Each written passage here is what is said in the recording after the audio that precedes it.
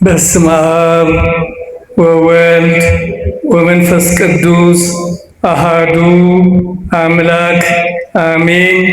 ክቡር አባታችን፣ ክቡራን ሊቃውንተ ቤተ ክርስቲያን፣ አባቶች፣ እናቶች፣ እህቶች፣ ወንድሞች በልዑል እግዚአብሔር ሰላምታ እንደምን ዋላችሁ? እግዚአብሔር ይመስገን አትሉም እንዴ? እንደምን ዋላችሁ? እንደምን ከረማችሁ? ልዑለ ባህሪ ልዑል እግዚአብሔር ክብር ምስጋና ይድረሰው። ወላዲተ አምላክ እመቤታችን ቅድስት ድንግል ማርያም ክብር ምስጋና ይድረሳት። በደመ መለኮቱ ለተቀደሰ ለቅዱስ መስቀሉ ምስጋና ይድረሰው። ለቅዱስ ሚካኤል፣ ለቅዱስ ገብርኤል፣ ለቅዱሳን መላእክት፣ ለነ ቅዱስ ቂርቆስ፣ ለነ ቅድስት ኢየሉጣ፣ ለቅዱሳን ሁሉ ምስጋና ይድረሳቸው። እንግዲህ ዛሬ ዓመት በዓል ነውና ስለ በዓሉ ክብር እልል ብለን እስቲ እናመስግን። ዛሬ ትልቅ በዓል ነው። በዓሉ የእግዚአብሔር በዓል ነው። በዓሉ የቅዱስ ገብርኤል በዓል ነው። በዓሉ የቅዱስ ቂርቆስና የቅድስት ኢየሉጣ በዓል ነው። የእግዚአብሔር በዓል እንዴት ሆነ? እግዚአብሔር ጣዖታትን ያሳፈረበት ዕለት ነው። ለጣዖት የሚገዙ ሁሉ ይፈሩ ይላል ዳዊት መዝሙር 96 በቅንፍ 97 ላይ እነ እለእስክንድሮስን ጣዖት አቁመው የነበሩትን ያሳፈረበት እግዚአብሔር አምላክነቱ የተገለጠበት በዓል ነው። በኢሳይያስ 42 ቁጥር 8 ላይ እኔ እግዚአብሔር ነኝ፣ ክብሬን ለሌላ ምስጋናዬን ለተቀረጹ ምስሎች አልሰጥም፣ ስሜ ይህ ነው ይላል።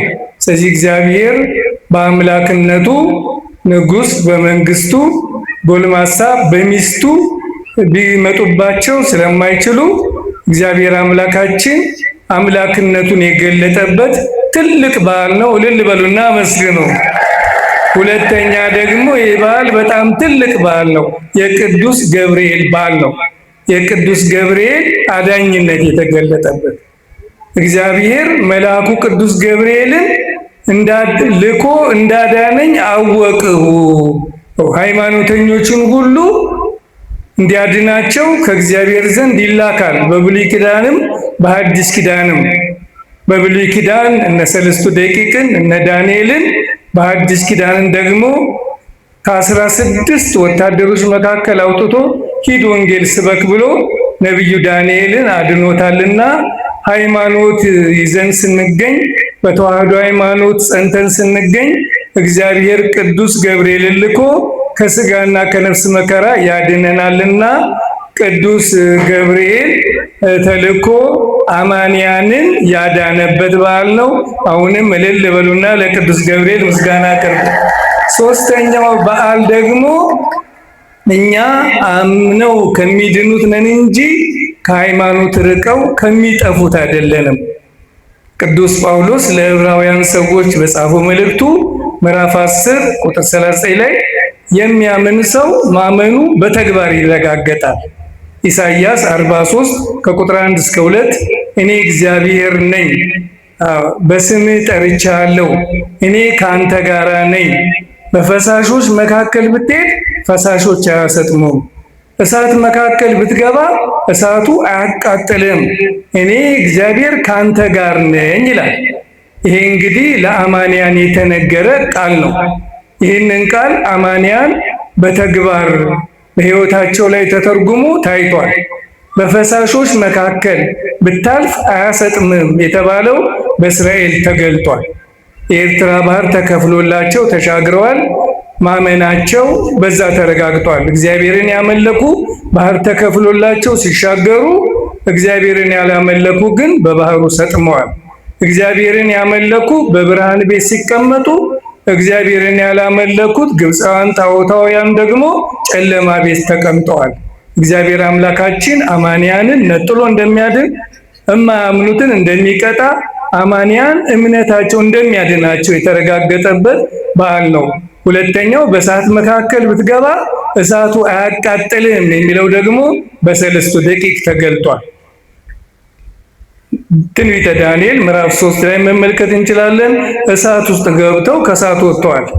ቅዱስ ቂርቆስ የተናገረው አናንያን፣ አዛርያን፣ ሚሳኤልን ከእቶነ እሳት ያዳናቸው እኛንም ያድነናል፣ እናቴ ሆይ አትፍሪ ብሎ እናቱን ስቦ ወደዛ ወደ እሳት ውስጥ ገባ። የእግዚአብሔርን ቃል የተማረ ልጅ እናቱን ያሳርፋታል ይላል ጠቢቡ ሲራክ ምዕራፍ 3 ቁጥር 5 ላይ። የልጆች ሃይማኖት ለወላጆች ይተርፋል። ልጆች እንዲህ አይነት ሃይማኖት አለን። እንኳን ለወላጆች ልንተርፍ ራሳችንስ እንዴት ነን? እንግዲህ ሁላችሁ አማንያኑ ድምፃ ለጽሕፍት ከመነጎድጓደ ክረምት፣ እንደ ክረምት ነጎድጓድ ከሆነው ከዛ ከሚንተከተከው ውስጥ እምነታቸው አዳነው። እምነት ያድናል። እምነት ያድናል። እንዴ ምን ያህል የምንድንበት እምነት ይዘናል። ስለዚህ በዓሉ 3 ነው። ስለዚህ ወንጌል ተነቦ ሌላ መናገር በእውነት ድፍረት ነው። ስለዚህ የተነበበውን ወንጌል አንድ ቃል ብቻ እየተነጋገርን ለመምህሩ ለሚመጡት መምህር እኔ መክሰስ አቀምሳቸዋለሁ፣ እሳቸው ደግሞ ራት ያበሏቸዋል። እንግዲህ ከእግዚአብሔር ዘንድ ተላከ የትምህርታችን ርዕስ ነው። የሉቃስ ወንጌል ምዕራፍ 1 ቁጥር 26 ላይ የተመዘገበ ቃል ነው። ሁልጊዜም የሚነበብ ሁልጊዜም የምታውቁት ቃል ነው። ቅዱስ ገብርኤል ለምን ከእግዚአብሔር ዘንድ ተላከ? እግዚአብሔር እኮ ብዙ ጊዜ ቅዱስ ገብርኤል ልኮታል። ቅዱስ ሉቃስ ግን እዚህ ጋር ሲናገር ቅዱስ ገብርኤል የተላከው ለተለየ ተግባር ነው። የወንጌልን ሃይማኖት ሊገልጥ ነው የተላከው። ቅዱስ ገብርኤል እኮ ለማኑኤልና ለእንትኩም ተልኳል። ጸሎታችሁን እግዚአብሔር ተቀብሎታል፣ ደግ ልጅ ትወልዳላችሁ ብሎ ለማለት ነው የተላከው። ቅዱስ ገብርኤል እኮ ተልኳል ለነቢዩ ለዳንኤልም። ነገር ግን የተላከው እኮ በጸሎትህ መጀመሪያ መልስ ወጣልህ ሊለው ነው የተላከው። ቅዱስ ገብርኤል ለካህኑ ዘካርያስም ተልኳል። የተላከው ጸሎትህ ምጽዋትህ በእግዚአብሔር ዘንድ ተቀባይነት አለው ተብሎ ነው የተላከው።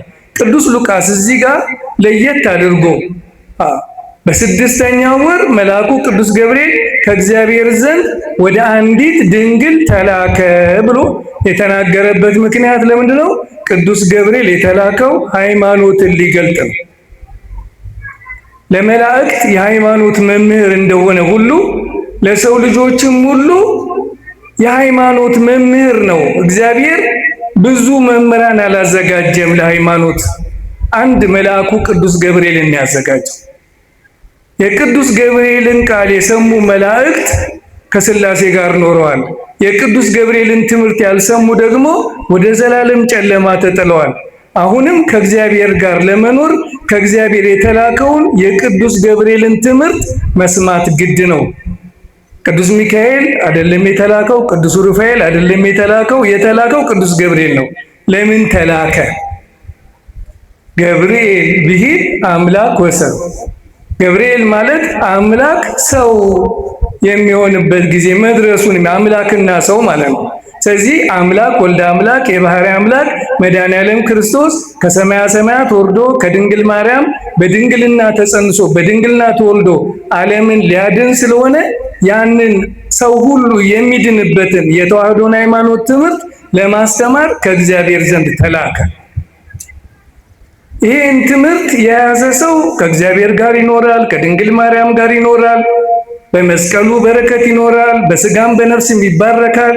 አገልግሎቱም ሁሉ በስጋም በነፍስም የሚያስጠቅመው ይሆናል።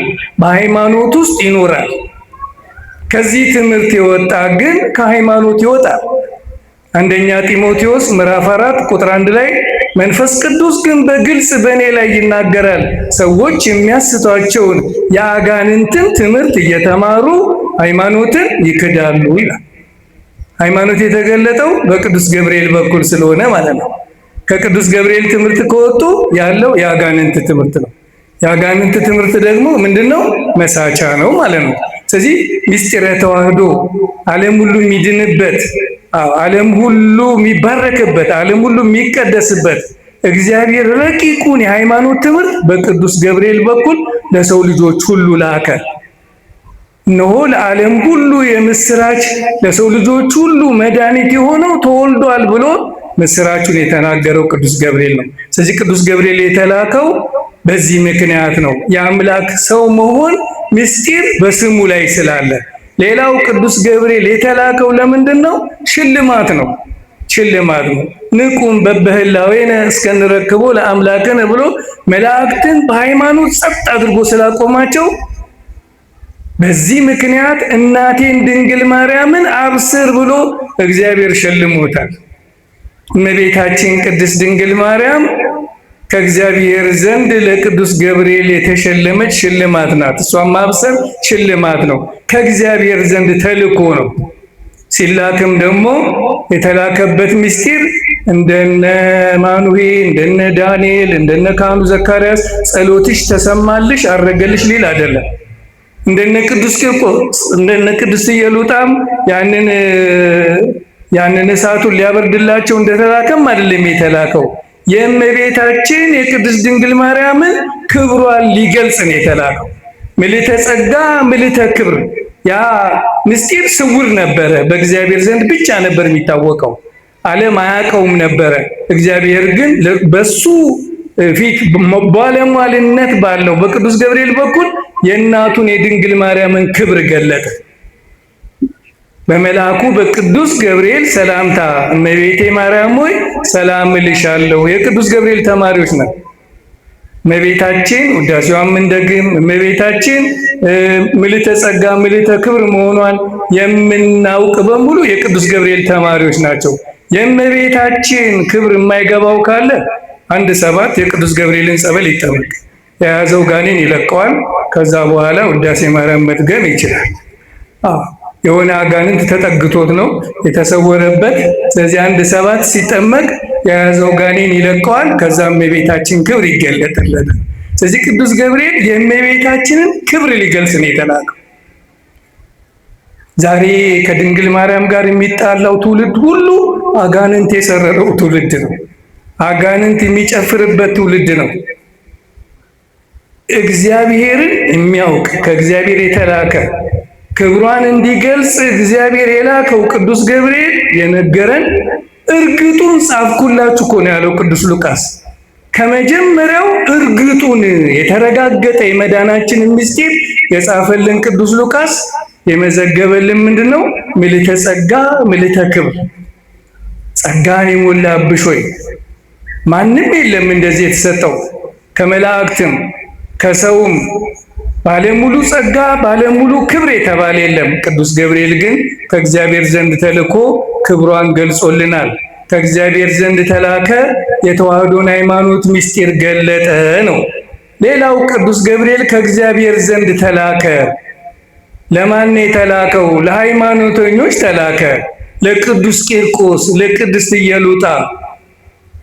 ቅዱስ ቂርቆስ እኮ የእናቱ ትርፍ ነው። በዚህ በገድለ ቂርቆስ ላይ እናቱ ቅድስት ኢየሉጣ በጣም የበቃች ናት። በጣም ቅድስት እናት ናት። በጣም ቅድስት እናት ናት። ልዩ እናት ናት።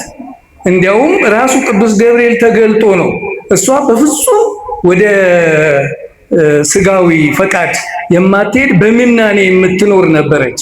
ግን ፈቃድ እግዚአብሔር ሆኖ ቅዱስ ቂርቆስ ስለሚጸነስ ከወንድ ጋር እንድትቀርብ በታዘዘ ጊዜ አላደርገውም። እንዴት አደርገዋለሁ?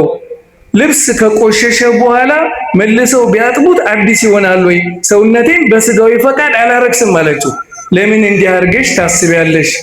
ማህፀንሽ የወርቅ ዙፋን ነው። በዚህ በወርቅ ዙፋን ላይ ደግሞ የሚቀመጥ ንጉሥ አለ። የምትጸንሽው ልጅሽ ንጉሥ ነው። ስለዚህ እግዚአብሔር የፈቀደው ስለሆነ ተፈቅዷልና ይሄ እግዚአብሔር ስራ የሚሰራበት ልጅ መጸነስ አለበት ብሎ ቅዱስ ገብርኤል አዟት ነው። ከዛ ከአረመኔ ሰው ጋራ ተገናኝታ ቅዱስ ቂርቆስ የተጸነሰው። ስለዚህ ቅዱስ ገብርኤል ተልኮ እግዚአብሔር ሃይማኖትን የሚገልጽበት እግዚአብሔር በፈቀደው በኩል ነው ሃይማኖትን የሚገልጸው። በዛሬው በተነበበው ወንጌል ላይ እናውቃለን ከሚሉት ከጠቢባኑ ሰውረህ ለነኚህ ሕፃናት ገለጥክ ይላል። ለሕፃናት አእምሮ ለቅዱሳን ሐዋርያት ፈሪሳውያን ሰዱቃውያን እያሉ ከነሱ ሰውሮ አሳ ወጋሪ ልብደ ሰሪ ለነበሩት ለሐዋርያት ነው ምስጢረ ወንጌልን የገለጸላቸው። ለእናንተ የመንግስተ ሰማያት መግቢያ ሕገ ወንጌል ምስጢረ ወንጌል ተገልጾላቸዋል፣ ለነሱ ግን አልተገለጸላቸውም። እለእስክንድሮስ ንጉሥ ነው። እለእስክንድሮስ ትልቅ ሰው ነው። እድሜውም የገፋ ሰው ነው። እግዚአብሔር ግን ሊያሳፍረው የ3 ዓመት ሕፃን አስነሳ። እግዚአብሔር እንዲሁ ነው፣ ሁሉ ጊዜ እንዲሁ ነው። አውቃለሁ ብሎ ትልቅ ቦታ ላይ የተቀመጠውን ፈርዖንን የበግ እረኛ በነበረ በሊቀ ነቢያት ሙሴ ነው። በጣም ትልቅ ቦታ የተቀመጠውን ጎልያድን እረኛውን ዳዊትን አስነስቶ ነው። ምሁራንን ሁሉ እናውቃለን፣ ከኛ ጠንቅቀን የምንረዳው ምሳሌውንም ትንቢቱንም እናውቃለን የሚሉትን ፈሪሳውያን ሰዱቃንን ለማሳፈር አሳ ወጋሪ ልብደ ሰሪ የነበሩትን ሐዋርያትን ያስነሳው። አሁንም ደግሞ ንጉሡ እለእስክንድሮስ በጣዖት አምልኮ ሰልጥኖ ሁሉንም እያስገደደ ጣዖት በሚያስመልክበት ጊዜ የ3 ዓመት ሕፃን ያስነሳው። እማፈ ደቂቅ ወሕፃናት አስተዳልወ ከስብሐተ ከሕፃናትና ከሚጠቡ ሰዎች አንደበት ለራስ ምስጋናን አዘጋጀ። በእንተ ጸላይ ከመትንስቶ ለጸላይ ወለገፋይ ጸላይ ዲያብሎስን ልታሳፍረው እግዚአብሔር ዲያብሎስን ሊያሳፍረው ማንን አስነሳ? የ3 ዓመቱን ሕፃን አስነሳ። ስለዚህ ቅዱስ ገብርኤል የተላከው ለምንድን ነው? ሃይማኖተኛው ሰው ሃይማኖተኛ የ3 ዓመቱ ሕፃን ቅዱስ ቂርቆስ ከእናቱ ጋራ ሃይማኖትን ሲመሰክሩ እነሱን ከዛ ከተንተከተከ ከጋን ውስጥ ከጥፋት እንዲድኑ እነሱን ለማውጣት ነው የተላከው። እና በዚህ መሰረት እንግዲህ ሃይማኖት እንደዚህ ከመከራ የሚያድን ሃይማኖት ነው። ሌላ ካነደደባቸው እሳት ከመከራ ውስጥ በሃይማኖት ድነዋል። እስቲ ስለ ሃይማኖት ትንሽ እንበል። ሃይማኖት ማለት ምን ማለት ነው? ሃይማኖት ማለት ሃይመነ አመነ አሳመነ እግዚአብሔርን ስለማመን ብቻ ነው። ስለ ሌላ ነገር አይነገርም። ሃይማኖት ማለት እግዚአብሔርን ስለማመን ብቻ ነው። ሃይማኖት ስለ ተዋህዶ ሃይማኖት ብቻ ነው። ሃይማኖት ተብላ ልትነገር የምትችል ተዋህዶ ሃይማኖት ብቻ ናት። ሌላው ሃይማኖት ሊባል አይችልም። ሃይማኖት የሚለው ቃል በግዕዙ አሚን ይላል። አሚን ስንት ፊደል ነው? 3 ፊደል ነው። በስላሴ ማመን። በስላሴ ካላመኑ ሃይማኖተኛ መባል አይቻልም። አብ እግዚአብሔር ነው፣ ወልድ እግዚአብሔር ነው፣ መንፈስ ቅዱስ እግዚአብሔር ነው፣ አንድ እግዚአብሔር ነው። ሃይማኖት ማለት ይሄ ነው። በዚህ መካከል መከፋፈል የሚያመጣ ሰው ሃይማኖት የለውም፣ መናፍቅ ነው የሚባለው፣ ተጠራጣሪ ነው የሚባለው። ሃይማኖት ማለት ስላሴን በአንድነት በሶስትነት ማመን ነው። ሃይማኖት ማለት ደግሞ 5 ፊደል ነው። 5 ፊደል ማለት ምስጢረ ስላሴ፣ ምስጢረ ስጋዌ፣ ምስጢረ ጥምቀት፣ ምስጢረ ቁርባን፣ ምስጢረ ትንሣኤ ሙታንን ተምሮ በዚህ ውስጥ መኖር ነው ሃይማኖት ማለት። በማህበር እልፍ ቃላት ከምናገር ይልቅ 5 ቃላት በአእምሮ እነግራቸዋለሁ። መድኃኔዓለም ያስተማረው 5ቱ አዕማደ ምስጢር፣ ቅዱሳን ሐዋርያትም ያስተማሩት 5ቱ አዕማደ ምስጢር፣ እነ ቅዱስ ጳውሎስ የሚያስተማሩት 5ቱ አዕማደ ምስጢር። ያን አስተምረው ነው ቁልቁሊት የተሰቀሉት፣ በሰይፍ የተገደሉት፣ በድንጋይ የተወገሩት። ሌላ ያደረጉት ነገር የለም። ያስተማሩት 5ቱ አዕማደ ምስጢር ነው። ቤተ ክርስቲያናችን ይሄን ነው የምታስተምረን። ምስጢረ ስላሴን በስመ አብ ወወልድ ወመንፈስ ቅዱስ አሐዱ አምላክ አሜን ብላ ታስተምረናለች። ምስጢረ ስጋዌ ጌታዬ አምላኬ ሲል ስላየኸኝ አምናል። ምስጢረ ጥምቀት ከአብራከ መንፈስ ቅዱስ ከማኅፀነ ዮርዳኖስ በስላሴ ስም ታጠምቀናለች። ምስጢረ ቁርባን ህብስቱ ተለውጦ ስጋ መለኮት፣ ወይኑ ተለውጦ ደም መለኮት፣ በአማን ስጋ ወልደ እግዚአብሔር፣ በአማን ደም ወልደ እግዚአብሔር፣ በቅዱስ ስጋው በክቡር ደሙ አትማ ምስጢረ ቁርባንን ትፈጽማለች። ምስጢረ ትንሣኤ ሙታን ሞተን በስብሰን ፈርሰን አንቀርም፣ በትንሣኤ እንነሳለን ብላ ታስተምረናለች። ክርስቲያን በሙሉ ምስጢር የተሸከመ የምስጢር መዝገብ ነው። በምስጢረ ስላሴ የሚያምን፣ በስላሴ ስም የተጠመቀ፣ በምስጢረ ጥምቀት ልጅነት ያገኘ፣ በምስጢረ ቁርባን ከአምላክ ስጋና ደም ጋር የተዋሃደ፣ በምስጢረ ተክሊል የሚጋባ፣ በምስጢረ ክህነት የሚባረክ፣ በምስጢረ ንስሐ ከወደቀበት የሚነሳ፣ በምስጢረ ቀንዲል ከበሽታው የሚፈወስ፣ በአጠቃላይ ቤተክርስቲያን የምስጢር መዝገብ ናት። ክርስቲያንም ደግሞ ምስጢራዊ የእግዚአብሔር ልጅ ነው። ካላወቅን የሕያው እግዚአብሔር ቤተ መቅደስ እንደሆናችሁ የእግዚአብሔር መንፈስ እንደሚያድርባችሁ አታውቁምን እንዳለው ነው ቅዱስ ጳውሎስ። ካላወቅን የራሳችን ችግር ነው። ቤተክርስቲያን ግን ከምስጢሩ ከመለኮቱ ባህሪ ተካፋዮች እንድትሆኑ ተጠርታችኋል አይደል? ቤተክርስቲያን ምስጢር አካፍለናል፣ ሰጥታናለች። ያንን አክብረን መያዝ የኛ ድርሻ ነው። ካህናቱ በምስጢረ ክህነት ባርከው ውሃውን ለውጠው ማይገባው አድርገው እብሱን ለውጠው ስጋ መለኮት ወይን ለውጠው ደም መለኮት አድርገው ቅዱስ ሥጋውን ክቡር ደሙን አቀብለው እግዚአብሔር ይፍታ ብለው በምስጢረ ክህነት አገልግሎታቸውን ይፈጽማሉ። እኛም ደግሞ የዛ ምስጢር ተሳታፊ ነን። ምስጢር ተሸክመን እንኖራለን።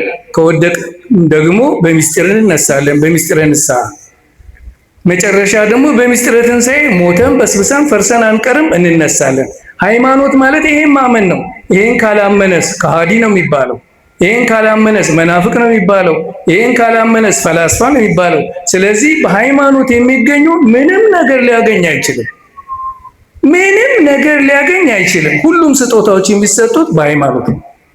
ቢጾምም ቢጸልይም ቢሰግድም በሃይማኖት ነው። መነሻው ሃይማኖት ነው። በሃይማኖት መሰረትነት ነው። በሃይማኖት የሚኖር ሰው ሁሉ እግዚአብሔር እንዳለ እንዲያምን እግዚአብሔር ለሚያምኑትም ዋጋ እንደሚሰጣቸው ሊያምን አስቀድሞ ያስፈልገዋል። አምኖ ቢጾሙ፣ አምኖ ቢጸልዩ፣ አምኖ ቢሰግዱ፣ አምኖ ቢመንኑ፣ አምኖ ቢዘክሩ፣ አምኖ እግዚአብሔር ተቀባይነት በፊቱ ይገኛል። ለዚህ አምኖ የሚደረግ አገልግሎት የአቤል መስዋዕት ነው። ሳያምኑ የሚሰራ ደግሞ የቃየል መስዋዕት ነው። አቤልም ቃየልም መስዋዕት አቅርበዋል። እግዚአብሔር የአቤልን መስዋዕት አይበላው፣ የቃየልን መስዋዕት ደግሞ ምንም አያደርግለትም። ለምንድን ነው? ያ ከቅን ሕሊናው አምኖ ያቀረበውን እግዚአብሔር ለመቀበሉ ከሰማይ እሳት አውርዶ ተቀብሎለታል። የእምነት አገልግሎት ስለሆነ እግዚአብሔር መስክሮለታል። ዛሬም የአቤልን መስዋዕት የተቀበል ከእኛንም መስዋዕት ተቀበል ብላ ቤተክርስቲያን በጸሎት ጊዜ የምታነሳው የእምነት አገልግሎት ስለሆነ ነው። የነ ቅዱስ አብርሃም የነ ቅዱስ ይስሐቅ የነ ቅዱስ ያዕቆብንም ብንመለከት የሃይማኖት አገልግሎት ስለሆነ ነው። እስከ ዛሬ ድረስ በኪዳኑም በቅዳሴውም በማህሌቱም በግዚዮታውም በመሐረና አቡም በሁሉም በማህሌቱም የሚጠሩት ለምንድነው? የሃይማኖት አገልግሎት የማይቋረጥ አገልግሎት ነው። ከብዙ መከራ ድነውበታል። አባቶቻችን አንተን ተማመኑ አመለጡ። ምን ስላላቸው? ሃይማኖት ስላላቸው። በዛ በመዝሙረ ዳዊት መዝሙር 21 ላይ ቁጥር 5 ላይ አባቶቻችን አንተን ተማመኑ አመለጡ። በምን? በሃይማኖት እግዚአብሔርን አምነው ረጅም ዕድሜ ያገኙ፣ ስጋዊ በረከት መንፈሳዊ በረከት አገኙ። ወከብረት ነፍሶሙ በውስተ ዓለማት ክልኤቲ፣ በሁለት ዓለም ላይ ከበሩ። በስጋም ከበሩ፣ በነፍስም ከበሩ። በትዳራቸውም ተባረኩበት፣ በመናናቸውም ተባረኩበት። ለምን? ሃይማኖት ስላላቸው። ያለ ሃይማኖት እግዚአብሔርን ደስ ማሰኘት አይቻልም። እግዚአብሔር የሚደሰተው በሃይማኖት ነው። ስለዚህ ሃይማኖት የማን ገንዘብ ነው ብንል የእግዚአብሔር ገንዘብ ነው። ሃይማኖት የእግዚአብሔር ገንዘብ ነው። ገንዘብነቱ የእግዚአብሔር ነው። የታመነው ምስክር አንቲጳስ በተገደለበት ጊዜ እንኳን ሃይማኖቴን አልካድክም። የማን ገንዘብ ነች? የእግዚአብሔር ገንዘብ ነች። ሃይማኖቴን አልካድክም። ሃይማኖቴን የሚለው ማለት ራሱ እግዚአብሔር ነው። የእግዚአብሔር ገንዘብ ናት። ታዲያችን ገንዘብ ደግሞ ምን አድርጓታል? እግዚአብሔር በስጦታ ሰጥቷታል። ቅዱስ ይሁዳ ምን ብሏል?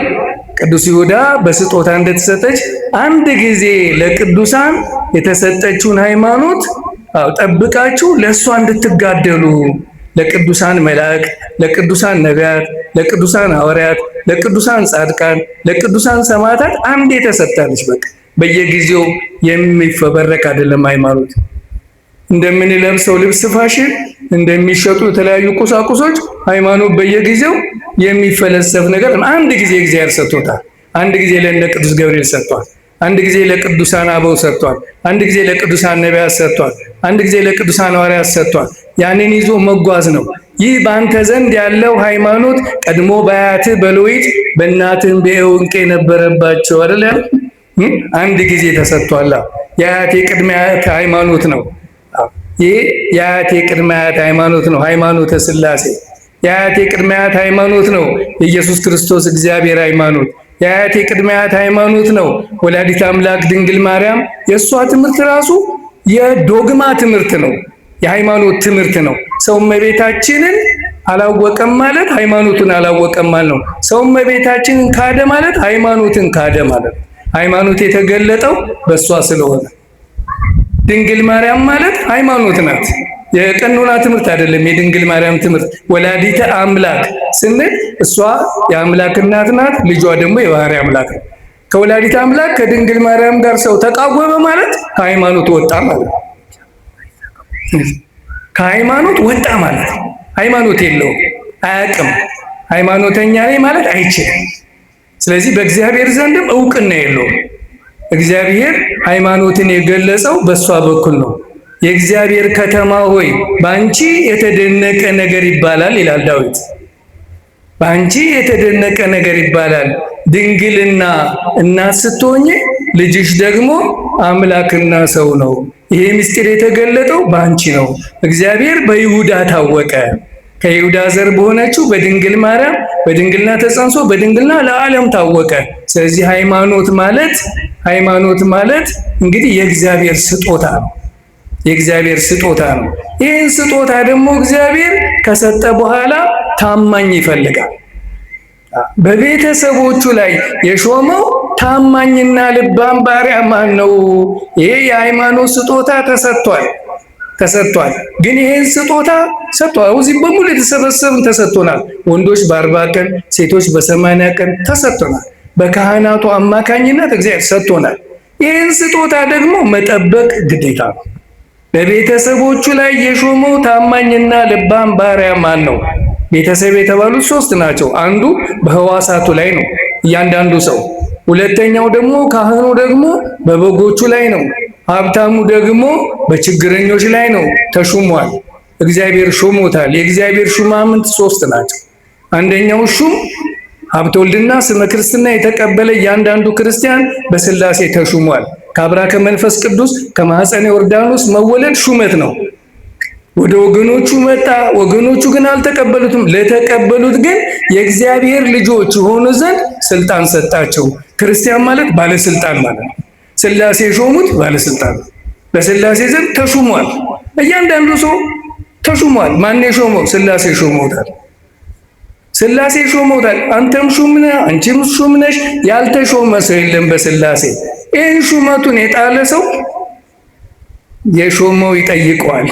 በቤተሰቦቹ ላይ የሾመው ታማኝና ልባም ባሪያ ማን ነው ካለ በኋላ እንዲህ የሚያደርገውን ጌታው በመጣ ጊዜ ባለው ሁሉ ላይ ይሾመዋል። በገነት ይሾመዋል፣ በመንግስተ ሰማያት ይሾመዋል፣ በዘላለም ሕይወት ይሾመዋል። ገና የሚቀጥል ሹመት አለ። ይሄ ትንሽ ደስታ ነው። ቅዱስ ዮሐንስ ምን አለ? ደስታችሁ እንዲፈጸም አይደለ ያለው? በጥምቀት የተጀመረ ደስታ፣ በቁርባን የተጀመረ ደስታ፣ በቤተክርስቲያን የተጀመረ ደስታ፣ በድቁናው በክህነቱ በምንኩስና የተጀመረ ደስታ፣ በተዋህዶ ሃይማኖት የተጀመረ ደስታ በገነት በመንግስተ ሰማያት ይፈጸማል። ተጀምሯል፣ ግን አልተጠናቀቀም። ይሄ ጅምር ደስታ ነው። ይሄ ጅምር ደስታ ነው፣ ግን ይጠናቀቃል። ምን ሆነው ከተገኘ? ታማኝ ሆነን ከተገኘ ባለው ሁሉ ላይ ይሾመዋል። የማቴዎስ ወንጌል ምዕራፍ 24 ቁጥር 45 ላይ ነው። እና ገና ሹመት ይጠብቀናል እኮ እንደ እግዚአብሔር መላእክት ይሆናሉ እንጂ ማግባት መጋባት የለም። ገና እንደ መላእክት የምንሆንበት፣ ገና ከፀሐይ 7 እጅ አብርተን የምንነሳበት፣ ገና እናንተ አባቴ ብሩካን የምንባልበት፣ ገና እንደ መላእክት ኃይል ከመመላእክት የምናገኝበት ገና እኮ ሌላ ሹመት ይጠብቀናል። ገና እኮ ሌላ ክብር ይጠብቀናል። ስለማይነገር ስጦታው እግዚአብሔር ይመስገን ብሎ ቅዱስ ጳውሎስ እንደተባለ የማይነገር ስጦታ ገና ይጠብቀናል።